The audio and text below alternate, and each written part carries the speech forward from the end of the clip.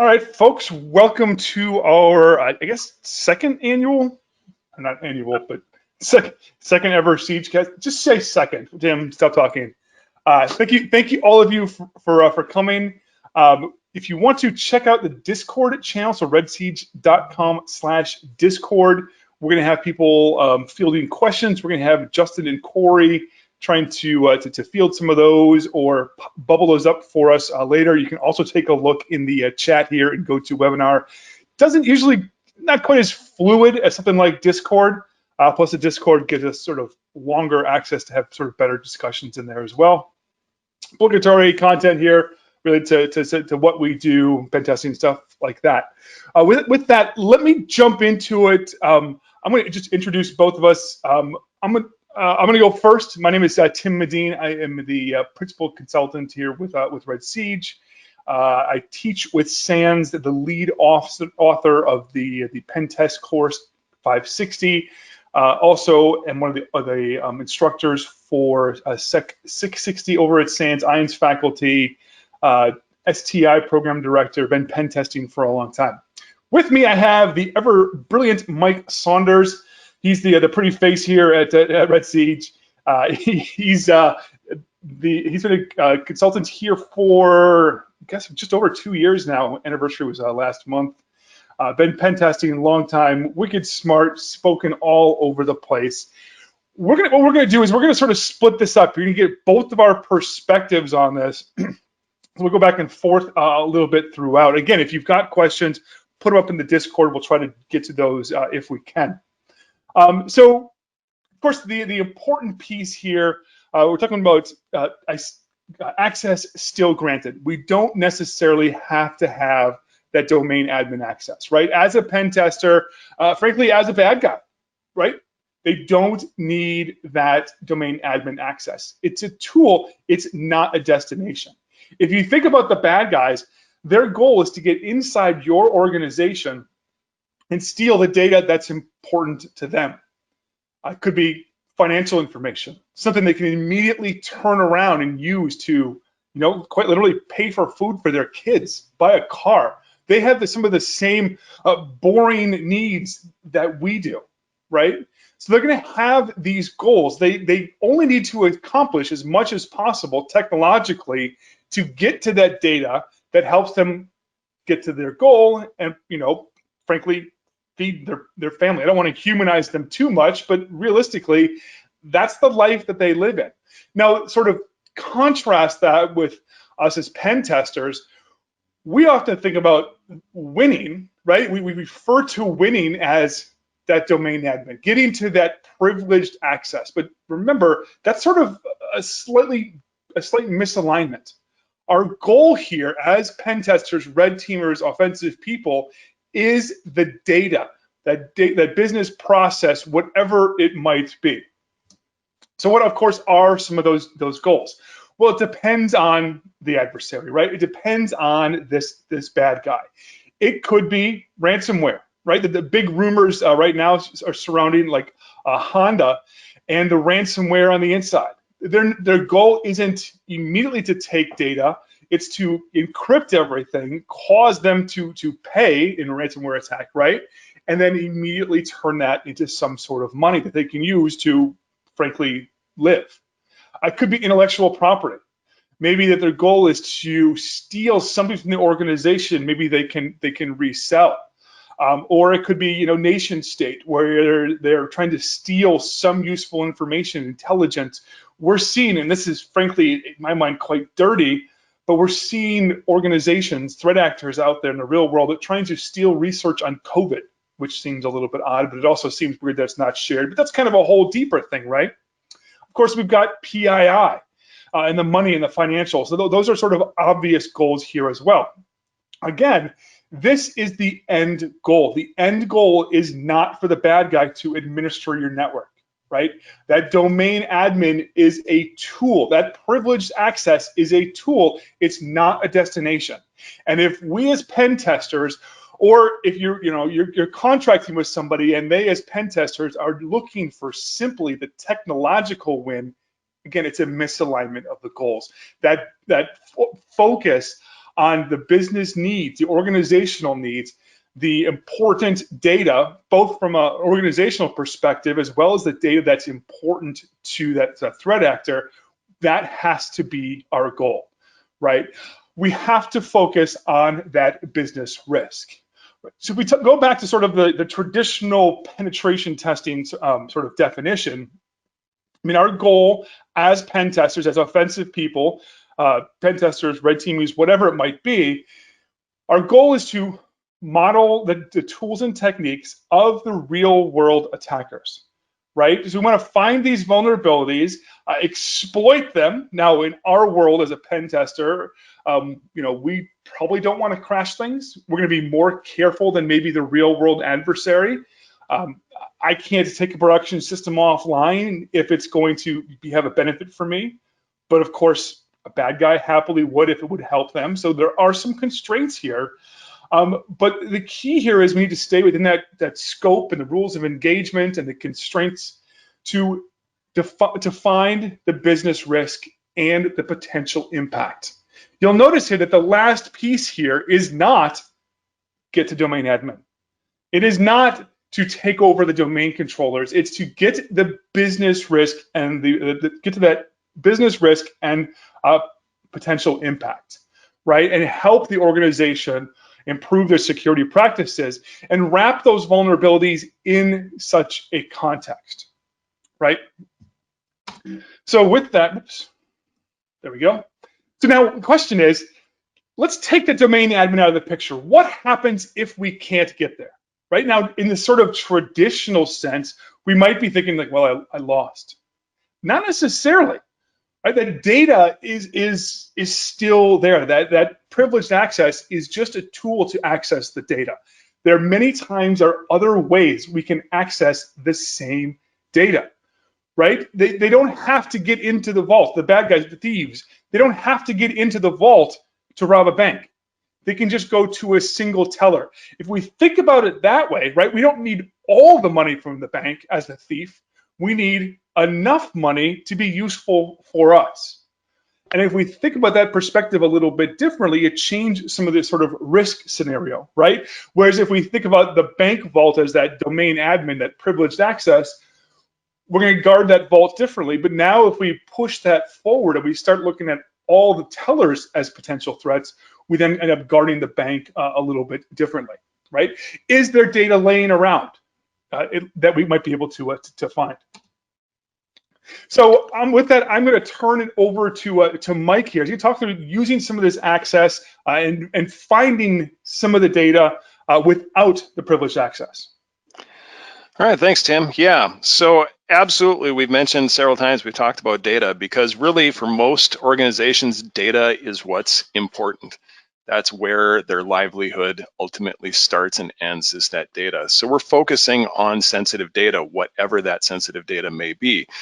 How do we find out what the sensitive data is? We ask the client. When we start out a test, before we even do that, when we're scoping, we say, what keeps you up at night? Like if your organization were attacked and data were stolen, what's the data that keeps you up at night?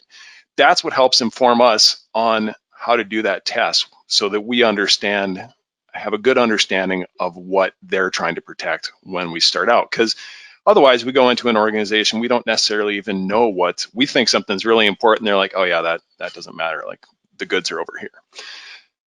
Another thing that we think about is finding out who has access to the sensitive data. And there's a number of ways you can do that. You can do that by querying Active Directory for groups that, for instance, have keywords, maybe admin in the name, or HR, or finance, depending on what your organization is. It might be engineering. If you're trying to steal, intellectual property from an organization, maybe your engineers are the people who have the best access for that. And then we target those specific users whenever we can, and we pivot towards the data. So we may find that we need to go to one system, and that system now has a second network connection that has access to another network that we don't have access to from our first system. So we're going to pivot through that system into that other network and continue to search for the data. And a lot of what we do, you can go to the next slide there, Tim, is focusing around initial access with passwords. Something you've heard more and more about in the past few years is credential stuffing. It's a little different than password spraying. Password spraying is I have a gigantic list of usernames and I spray summer 2020. Credential stuffing is we're taking credentials that have been found through other means. Lots of times an organization has been breached. Think any number of the breaches that have happened in the past decade. You can go out and you can find those passwords lists, MySpace, LinkedIn, boy, so many of them, gigantic ones. I'm trying to think like the Rocky word list, things like that. These organizations have been compromised, their usernames and passwords are stolen, they're posted online. Well, we can go and look those up. And the reason we do that is because humans suck at making good passwords, and we reuse passwords whenever organizations let us do that. So I might have a password for Netflix, and because I don't want to try to come up with a new password at work, I reuse my Netflix password. Well, if Netflix gets compromised and that password database gets stolen, now people know my name and they know my password. And if I signed up for Netflix using my work email account, which people do things like that all the time, I can now correlate a work user to this third-party service and take their password and try it at their actual work account. And lots of times that works. We're using those credentials in what's called credential stuffing to try to get access into systems. And it works effectively many times. You can, as an organization yourself, you can monitor for leaks of your own users' passwords. There's a service called dhash.com. I don't know if that price is still accurate, $129 a year to monitor for your organization. There are also other services. Troy Hunt has, what's the name of that? You've Been Breached, is that what it's called? Have I been pwned? Have I been pwned? Have I been pwned? Troy Hunt's service can also tell you as an individual if your credentials have been involved in a compromise. And if you are an administrator for an organization, there's a way that you can signify that you are in control of the organization and then get records for all of your employees within that domain. There's a way to do that as well. So you can monitor for all of them, but we don't need all of the passwords. We just need one password to get in. That's all it takes. We don't need 100 accounts to pop. We just need one to get initial access. And many times that one password is all we need. So once we have a password, we're going to move towards like password spraying, right? Password spraying, credential stuffing are part of the same set of attacks. Now, the difference, as I mentioned before, with password spraying is we're taking one password and trying it across a bunch of accounts. And having a lockout policy will not help your organization here because we're not testing one account with a bunch of different passwords. We're testing one password against a bunch of different accounts. So we're not going to lock any accounts out doing this, knock on wood, if we do it correctly. Nothing's going to get locked out. So you need other types of approaches. If you're familiar with fail to ban, say for instance with SSH, you can tar pit an SSH connection so that if you try to connect too many times from a certain IP, it'll eventually say, nope, back up. I'm not gonna let you do that anymore. There are other ways of doing that in other authentication systems. But a lockout isn't gonna help you. And once we have initial access, we can use something like domain password spray from Bo Bullock. If we have access onto a system, we use that, and we like to use that because it prevents locking out accounts in its default configuration. It will query the domain, look for the fine-grained password policy, and then find out all the users who are within one failed guess of locking out of their account, and then it will not guess for those accounts. That's handy to make sure that we don't lock people out. Attackers don't necessarily care so much about that, although they don't want to give away that they're there. But we do not want to cause outages, and you don't want to lock out a bunch of accounts. If you're on the defensive side of things and you're here today, detection is the biggest thing you can do around password spraying. Prevention is very difficult.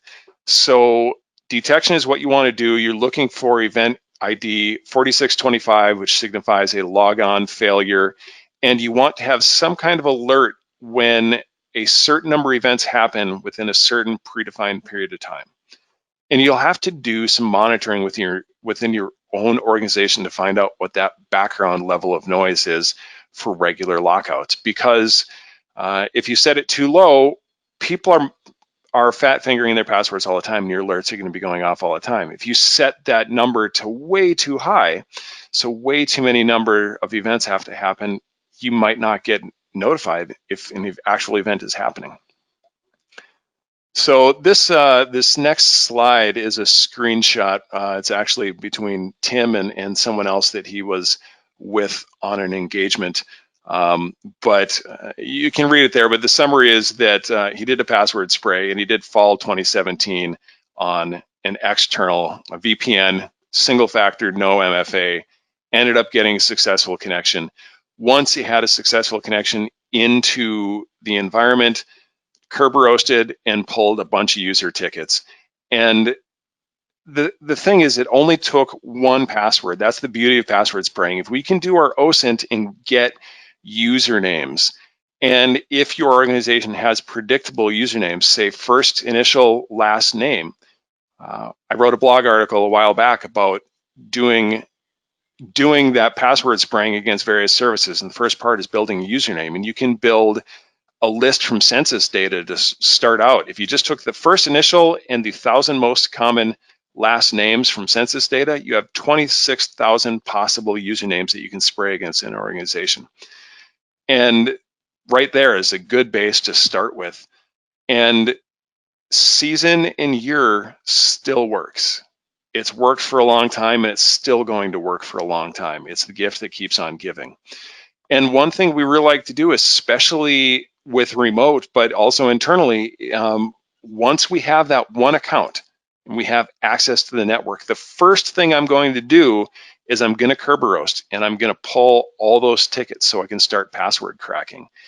And so this case study number one kind of thing, do a password spray, and I'm trying to think if which particular event this is, because there's so many that have happened this way. But I started one in an external for a company. It was an external and an internal pen test. And on day one, I did, it was a fairly small external footprint, not a lot of users, but I built a good username list and gave it a shot.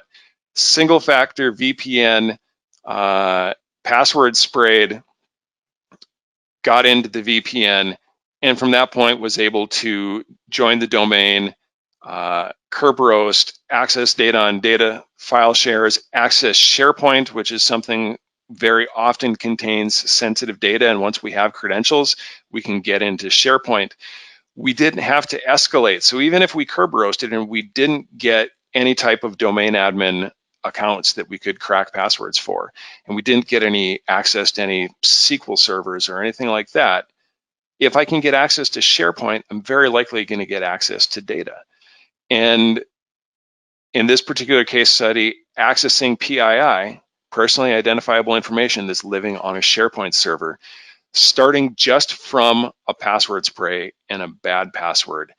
We got all the information that organization cared about from the SharePoint server. Never had to escalate privileges, never got admin, never got local admin, none of that. All of the information, the keys to the kingdom, or rather the most sensitive information for this company, lived on that SharePoint server.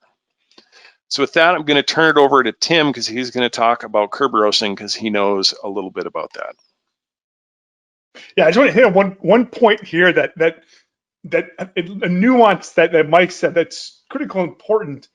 Like we wrote this slide, I forget when, but he said, I don't remember which specific engagement this was for, because this is a very common set of steps. In fact, it happens so often, you're like, name the one. You're like, really? I mean, I can narrow it down to, I don't know, a dozen or so, right? This sort of typical path where we don't necessarily have to escalate. We just go straight to the sort of important data. Now, once you have access already, an important thing it's sort of a first step. My jam. By the way, in the Discord, I posted a channel. If you want to dive more into the Kerberoasting attacks, we did a webcast a while ago. Check that out. But Kerberoasting, what this allows me to do is any authenticated user or system, what I can do now is we can ask for tickets for any service account inside the organization. I'm not going to go into too much depth here because there's like just a couple of slides here, and we don't have time to necessarily go into that, but I can request these tickets. These tickets are encrypted using the password hash of the target service account. What this means is I can request any one of the tickets. I can then start cracking. What I might be able to do is determine the password for that underlying service account, right? So this is an offline crack for service accounts deep inside the organization that, frankly, I probably couldn't even talk to those systems directly. Maybe that database server is firewalled off and I can't access it, right? The key here is, this was an important discussion I was having with somebody else. I don't want to, I didn't get permission beforehand to name names, but you probably know who it is. It was saying like, there's a common misconception to do Kerberoasting. It only matters if that target system is privileged. That is absolutely not true. I could use that to access the data. Let's say that SQL account is crackable, but it's not a domain admin or even a local admin. I can still use that to probably access that data. I can do silver tickets. Again, feel free to check out the pair of links we posted in the Discord channel, redsiege.com/Discord, if you want to check some of that out. But that is an important first step. To do this, there's a number of great tools. There's Invoke Kerberoast, the PowerShell script. There's I can never pronounce this correctly, Rubius. We can use a number of different tools. We can use Mimikatz, whatever, to grab these tickets and then Hashcat. Now, we're not going to go through all the nuances of Hashcat here because that would be, frankly, its own presentation. But here we're using Hashcat with the 13100. That's the mode for Kerberoasting. And we're going to attempt to offline crack the password for that underlying service account. Now, to go through sort of a second case study, very common method here is, we gain access to a laptop, right? Think about the real world. If you've read the Verizon breach report, one of the biggest ways in is a phish. So essentially, for all intents and purposes, the bad guy is starting with access on your network, right? Not privileged, right? This could be Steve in marketing or Sally in accounting. It doesn't matter who it is, as long as there is some sort of access. And it doesn't matter how unprivileged, right? Marketing should not have access to your sensitive data, but marketing can still request these tickets. Now, a key sort of with that is the domain controller doesn't decide whether it should give you the tickets or not. It just says, here's the tickets. You send it to the target system. Let that target decide if you have access. So then we can do the Kerberoasting, crack, for example, under the database password, access that database. And now we can start pulling out PII, financials, whatever it may be that the bad guy needs here. Right? So that the bad guy wants are the important pieces, right? They have kids to feed, they have car payments, right? They need that information. Their goal is not to get into your organization and then administer it. Get to that domain admin. Now, if they get domain admin, cool, but there's also oftentimes alerts around escalating privileges. Or if you created a backdoor domain admin account, there might be alerts that are triggered that would get the bad guy caught. There's no reason to take more action necessary to accomplish the same task. So what data is important to them? And then, frankly, get rid of it. Mike hit on an important point a little bit earlier. if you land it, for example, on an engineering person's workstation, and you're going after intellectual property, there is no reason to escalate.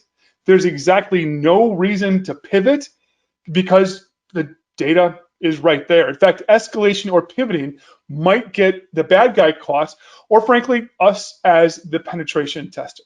And what we want to do is we want to demonstrate the risk if there is a breach. So even if it is that random lowly user on the network, if that data is littered throughout the organization, the risk is increased, right? So we will find this time and time again. In fact, Mike has a fantastic blog post. I love this blog post, finding the silver lining and getting your teeth kicked in. Both of us had this experience about the same time where we had access as a regular user. We had a horrible time trying to escalate, trying to move, and happened to be that there was some of that data lying around. So we look for some of those files and those shares on various computers, file servers around the organization. Mike's going to go to this more depth in just a second, but I'll tell you a scenario. This was late last year, if I remember, and we were having a tough time. I was having a tough time. I was on site. They were doing a fantastic job with security. Had a horrible time getting past the alerts for lateral movement, even doing lateral movement.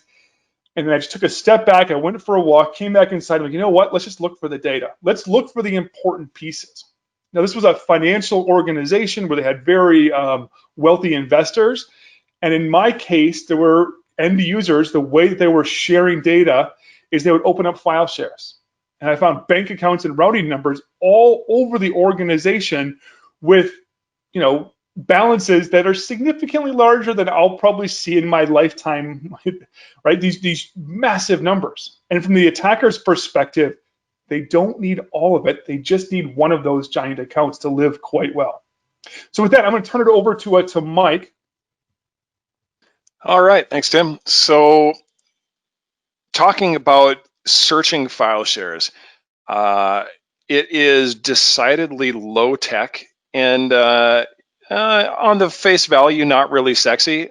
However, I will tell you that I've had more wins just spelunking file shares than I have just about anything else, because that's always the blind spot that companies have. They have to have file shares, and they don't do a good job of securing them. If you've ever been a Windows administrator, you know that once that's out there, you're never pulling that share back and fixing the permissions. You're just kind of duct taping it and trying to make it work. One of the things we can do is we can go out and do that manually, and if you've done it enough times, you start to get that sniff test just scrolling through directories and be like, ooh, there's going to be something good in that one. But you can automate that as well, especially in very large organizations. PowerView is a great way to do it. If you are going to use PowerView, make sure you use the dev branch for PowerSploit. Do not grab the master branch, because that doesn't have all of the features and updates. But PowerView is just a PowerShell tool that goes out and helps you get situational awareness. It goes out and it checks what shares you have access to. If you use things like the find interesting domain share file or find domain, I think it's find domain share, and you add check access, what it will do, it will take the token for your current user that you're executing as, and it will try to access every share that it can find in the organization. And if it doesn't have permission, it'll tell you, it won't even return that in the output. It will only return the ones that you actually have permission to access. You can use find interesting domain share file to actually give it some wildcards. By default, it's going to look for things like password, sensitive admin, secret. It's going to look for unattended XML files, VMDKs, creds, things like that. But you can do really targeted searches. It will look at those shares, see what it has access to, and then search those shares for those kinds of files, and then return back that output. So as an attacker, the thing to be aware of, that this is noisy. doing this. It is noisy. You're going to be seeing a lot of network traffic. The thing is that a lot of times people aren't auditing access to file shares. If you put some canary files out there in your file shares and look for someone to access one of these files, and I believe that I talked about that in a blog not too long ago. It's part of that GPP deception blog that I had. But that idea of accessing file shares and putting a folder out there that no one should be accessing, and if someone does access it, that's a sign that someone's spelunking in your network and could be a sign for things to alert on. So along those lines, we've got another case study, and Tim mentioned that blog article about finding the silver lining and getting your teeth kicked in, and talking about apex defenders. And you can go on to the next slide there, Tim. So with this idea of these apex defenders, these are really, really well defended organizations. They're people who have instrumented good security. They've got good alerting. They've got good visibility. They've done both the prevention side and they've done the detection side. These people are deadly and you have to tread really lightly. And in this particular organization, I had spent several days trying to just get code execution, and I didn't get anywhere. And finally, I got a Cobalt Strike beacon running, and within like a minute of me getting it running, the SOC had alerted the customer that, hey, it looks like your pen tester got a beacon. He's texting me right after that. I was like, are you kidding me? Like, are you kidding me right now? So I was not getting anywhere. Everything I was doing was being seen except for these file sharing. And I just remembered I hadn't found much for files, but I was sitting there after work one night eating supper, and I remembered there was this one file share that I thought was interesting that I needed to go back and take a look at. It had these files that were interesting. And I didn't know what they were, so I went and did some more research, and it turned out these files are used by banks. If you look at X937 files, what they are these files containing data that get passed between banks. So if Tim writes me a check, I receive a check, I endorse it, and I deposit. My bank scans that check and takes a picture of the front and the back, and then using the routing number and the account number sends that information back to Tim's bank to get payment. And Tim's bank has the copy, the front and the back of the check, to verify that that was correct. Well, these X937 files contain the routing number and all that information, and also contain the scanned images of the checks. And I hadn't found anything, and then all of a sudden I had tens of thousands of scanned check images. So then all of a sudden I had a bunch of account numbers. That was something that was important. And I've actually found these in other organizations as well. So searching on those file shares, we find credentials to get us into systems. If you see a file share, very often, I don't know why, but we find Windows IIS servers with their Docker roots shared out, and we can grab the web.config, which very frequently has a connection string in there to a SQL Server backend, and we have that SQL Server password. Well, once I'm on the SQL Server, I have access to a lot of data, especially if that is for an SA type account. We also, though, have file sharing and looking for files on Linux systems as well. And in Linux, we don't have PowerView necessarily, but we do have the find command. And the find command, well, that's interesting. We must have saved this slide before we updated the slide. Glad we had spent all that time talking about it, Tim. All right, so a little break in the fourth wall. There's that little thing in the corner. Mike and I were chatting back and forth, and it should not have been in discussion. It should have been delete and move on. Discussion, and then I didn't delete it. So sorry, Mike. I also saw that and was wondering what it was, and I just left it there. I figured. Okay, here's the deal. We're going to turn this into something. So the code word to get in the drawing for a shirt, if you go into the random channel and type find/student, we'll randomly pick some of you folks to give a shirt to. So that's going to be our random emitter. This is not going to apply to YouTube, folks. I'm sorry. will take too much time to do that. But if you are live, go into the random channel in Discord, type the find/student, and we'll randomly select a few of you to give a shirt. So, all right, go ahead, Mike. Sorry. No problem. So we do have the find command, and the find allows us to search for files on local file systems or mounted file systems if we might mount them across the network. We can look for world readable files, and we use the -O equals R, which means for other, the other group equals read, that's world read access. And we look for certain files, like for instance, any type of configuration file or files named ID_RSA, which are of course your SSH private key files. We also, when we're looking on systems, not just for finding data, but for finding ways to privilege escalate set UID and set GID executable. So you can search for these, and these will tell you whether or not you have files that are set UID or set GID, which can sometimes be used to escalate privileges on the local system. When you're on a Linux system, let's say you have access to a Linux system, but you have creds for a Windows system, you can mount, very oftentimes you can mount that Windows file share from a Linux system and then search the Windows file share using the find command. So it's very flexible, and you have that power that the Linux command line gives you when you are in a Linux environment. So the next case study is talking about finding files. Oh, go back one, Tim. There you go. About finding access to data on a Linux system. In this particular environment, Tim and I were on a pen test that had precisely one Windows system, and everything else was Linux. It was an entirely Linux environment.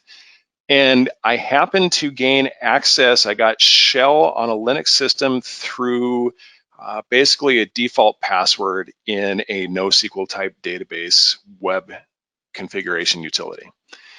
I had shell access to this system. I didn't have access to any other systems. I only had access as the user that this SQL server was running as. I used that world readable find command that we had on the previous slide. I used that command to see what I could see. It turns out that this server also had Chef on it, and Chef is a Linux orchestration type software that allows you to configure and administrate a bunch of different machines. And the Chef configuration was world readable. That's what that screenshot's showing you. That red box is the R in X. X means that anyone can change into that directory, and R means anyone can read it. So I could read the Chef backup files. Those Chef backup files got me access to MySQL usernames and passwords. From those MySQL usernames and passwords, I got access to some MySQL databases.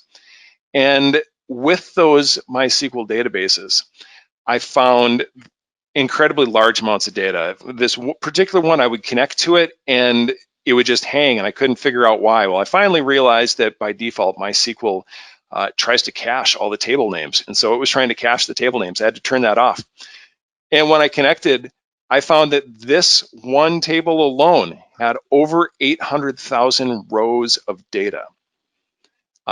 We had over 1.1 million tables of data that were in, I shouldn't say rows, that was 800,000 tables within one particular database is what that screenshot is showing you. And in the entire breadth of their MySQL servers, we had 1.1 million tables of data to access. Obviously, we didn't have time to go through all of those during the test, but very quickly dumped the output, did some search for things like PCI and password and things like that, and gained access to all kinds of PCI data and their customers' data that was stored in these databases. And that was the only escalation I had. I didn't have MySQL admin creds even. I just had permission to read databases with permission to read on a Linux file system. And that was all the further I got. I never moved laterally to another system as far as command execution went, but I didn't have to because I found the things that they were most concerned about got access to it through a default password, and then bad file permissions. So this next slide is a quote from, I believe it's Tim Malcolm-Better. Yeah. So I can't believe pen testers, red teamers still focus on getting domain admin. DA is in most cases a waste of access. It's inefficient. And if you're modeling sophisticated adversaries, abuse the path of least privilege, usually the path of least noise. And that is absolutely true. Getting DA is fun, right? And we still do the DA dance when we get it. And it's still great, but don't stop once you get domain admin. Okay, you got domain admin. When an executive looks at a report and it says, oh, they got domain admin, I don't know what that means. It doesn't have any impact.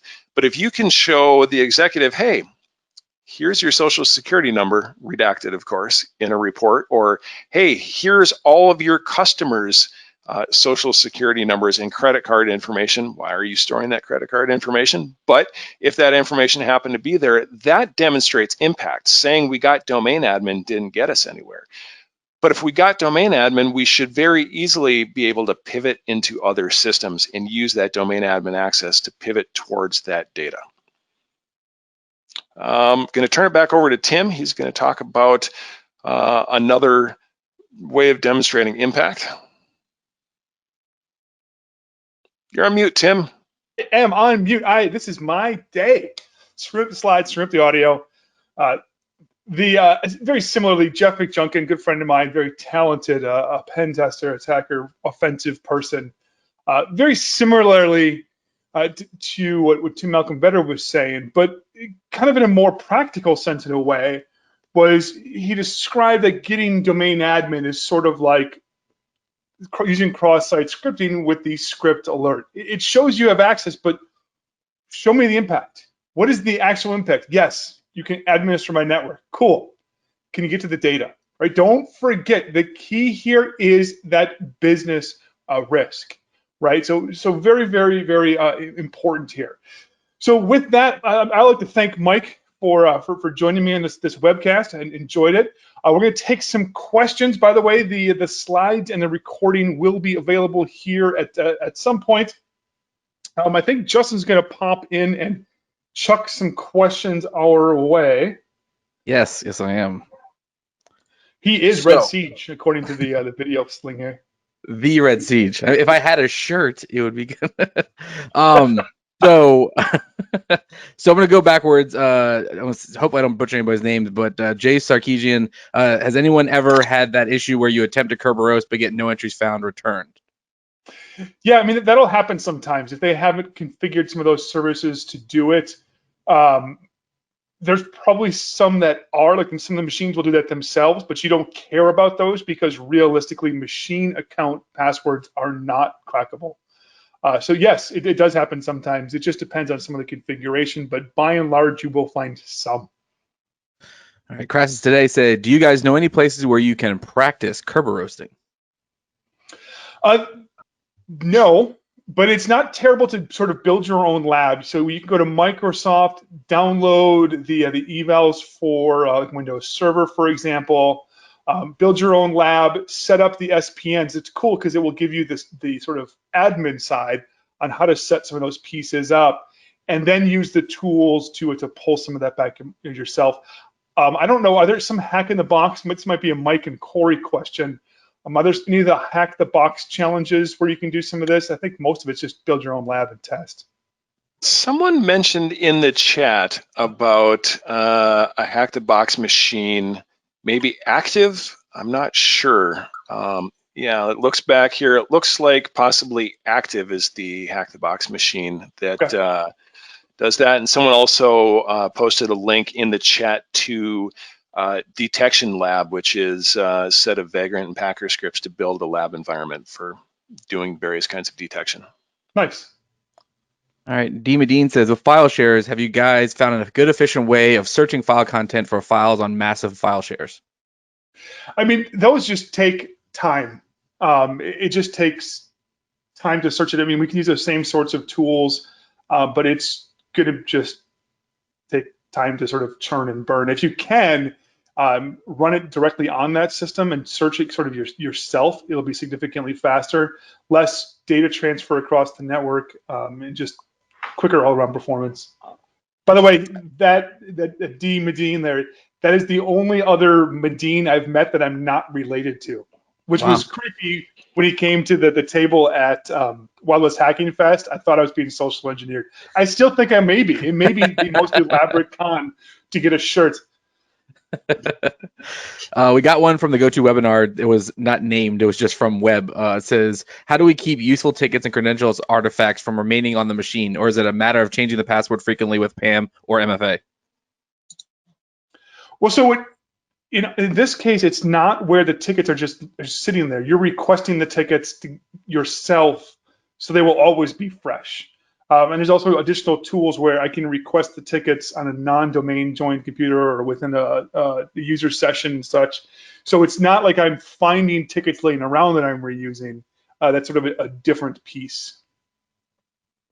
As far as passwords go, there are various options. Lapse is one of them. There's a few other things for using some centralized password managers. CyberArk did it way back in the day. I know there are others that will allow you to check out a password, and then within a certain number of minutes after that password is used, the password is rotated automatically. So the passwords will never be valid for more than a short period of time. That being said, be aware that even if the password is changed, I believe the token is still valid if you have a session that's active. So the password is changed, but you're still logged in with that previous password, the token can still be used to access other machines.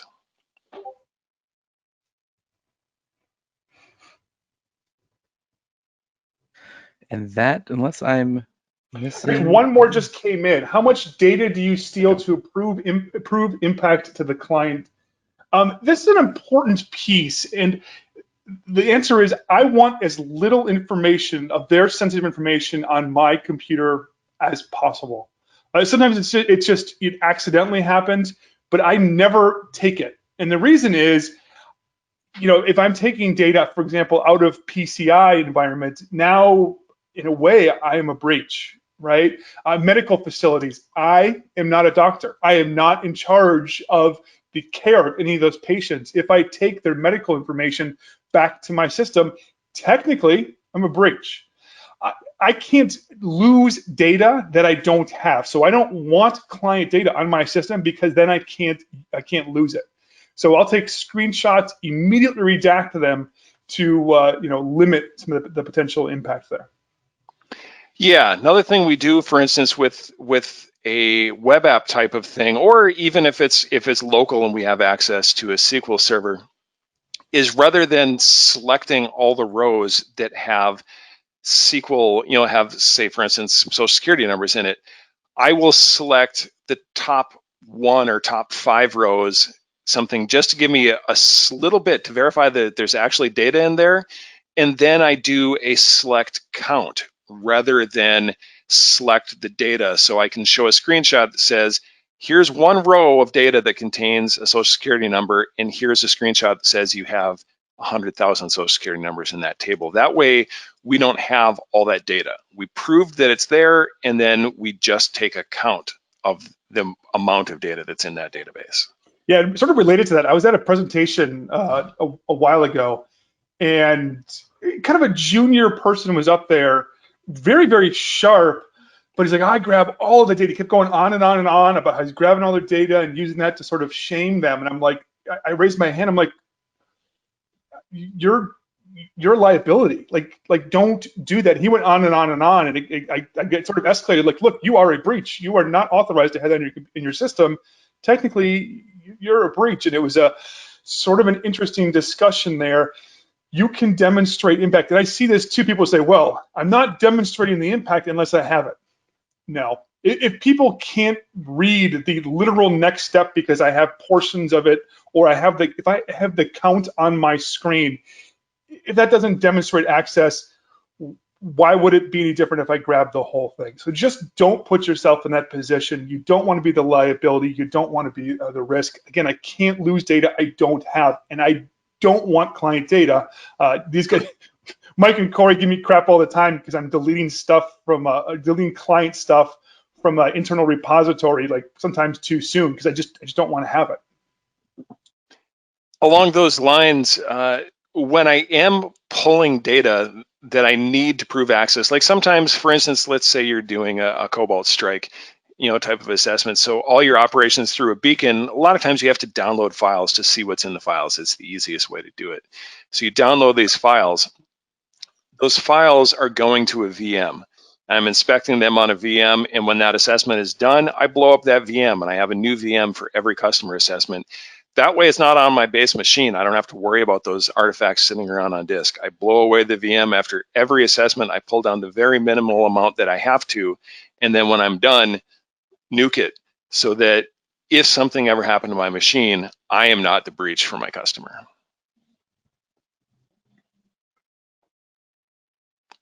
Yeah. How?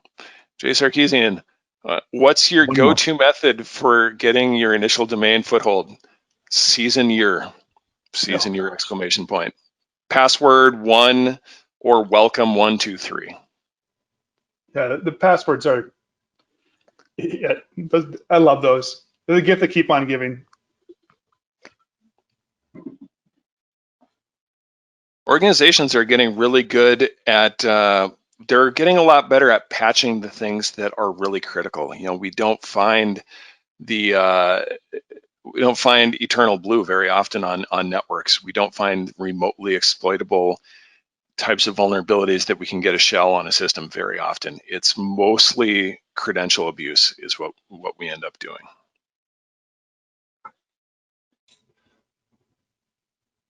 All right, so I think, Justin, stop me if I'm wrong. I'm probably stepping on your toes.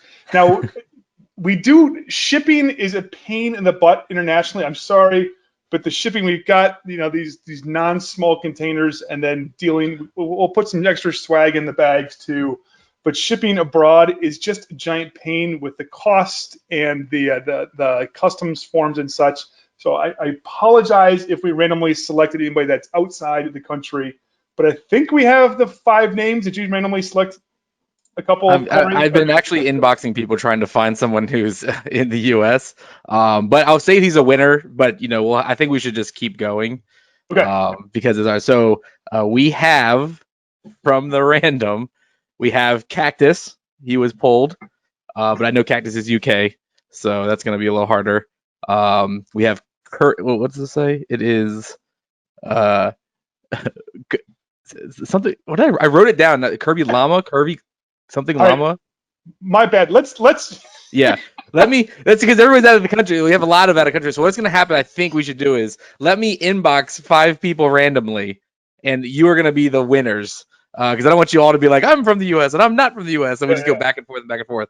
So I will inbox 5 people. Once I get to 5 people who we can ship to the U.S., you will be our 5 winners this time. And we'll probably do this more often, and we'll figure out the international thing as we go along.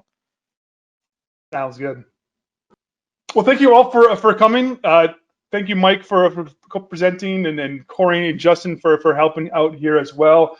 Again, slides should be up. The recording will be up relatively soon. Don't forget, if you are just on the webcast, join us in the Discord channel. Discord people, chat it up, and we will see you on the next one. The next one, I think, is June. What was the date? 30th. 30th.